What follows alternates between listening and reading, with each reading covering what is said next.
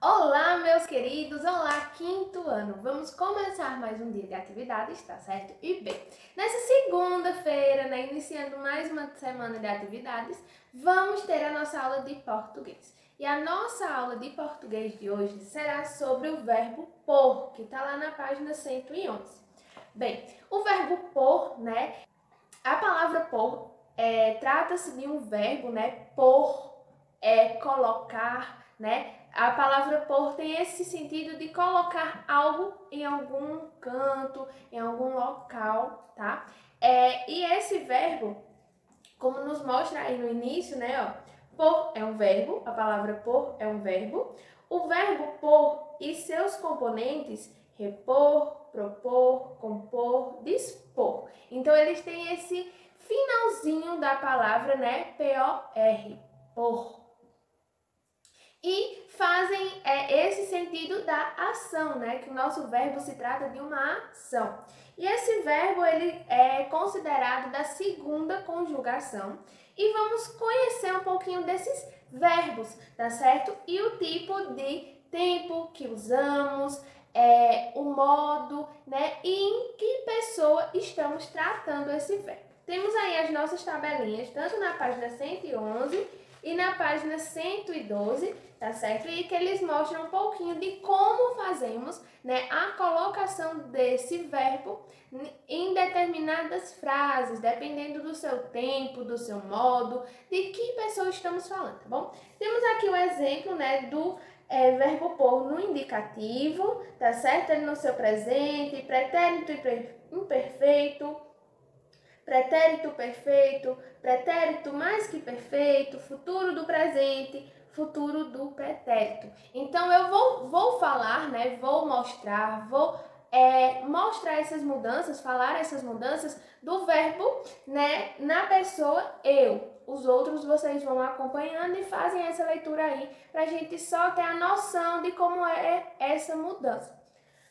Eu ponho, né? Estamos no presente. Eu ponho meu celular na mesa. Eu ponho. Eu punha. Está no pretérito imperfeito. Pretérito perfeito. Eu pus. Eu pus o celular na mesa. Eu punha o celular na mesa. Pretérito mais que perfeito. Eu puseras o celular na mesa. Vamos ter esse exemplo do celular para a gente identificar, né, a forma que muda dependendo do tempo indicativo, que indica algo. Futuro do presente, eu porei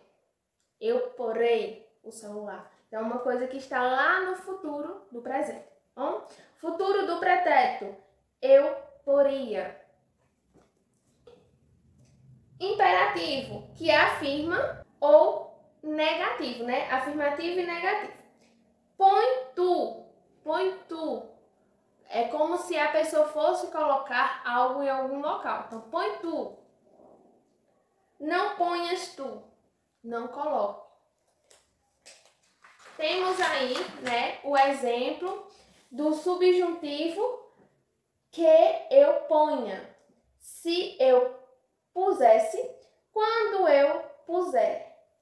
Presente, pretérito imperfeito e futuro. Então, existe essa diferença, né, no subjuntivo da palavra, né, por. Tem essas mudanças. Quando vamos para formas nominais, infinitivo impessoal e gerúndio, por, pondo, infinitivo pessoal, por, eu, pores tu, por eles, e existem essas mudanças.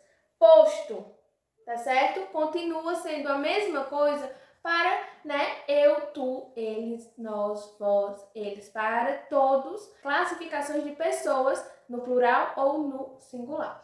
Então, isso aí é para mostrar, né, como a gente troca a fala e a escrita da palavra quando trocamos o seu sentido do verbo em relação ao tempo, à pessoa e ao modo que está sendo colocada na palavra, tá? Então, eu ponho meu celular na mesa. Ponha seu celular na mesa. Então, existem essas diferenças se o nosso verbo ele está sendo empregado no subjuntivo, nas formas nominais, no indicativo. Então, existe toda essa mudança a partir do seu tempo, o modo, e da pessoa que está sendo falada. Bom, então prestar atenção nesses detalhes, como eu venho dizendo para vocês e mostrando nesses nossos estudos sobre o verbo da primeira conjugação, o verbo da segunda conjugação, o verbo da terceira conjugação, existe todas essas mudanças a partir da forma que a palavra termina, se é com ER, IR ou AR, ou como agora estudamos o verbo por, que ele também tem as suas mudanças a partir do seu tempo, modo e pessoa que está sendo falada. Bom, então para fixar esse conteúdo, vamos aí fazer a nossa atividade, tá? Na página 112, que é uma atividade de fixação desse conteúdo. Então vocês façam essa atividade, tá bom? Me mandem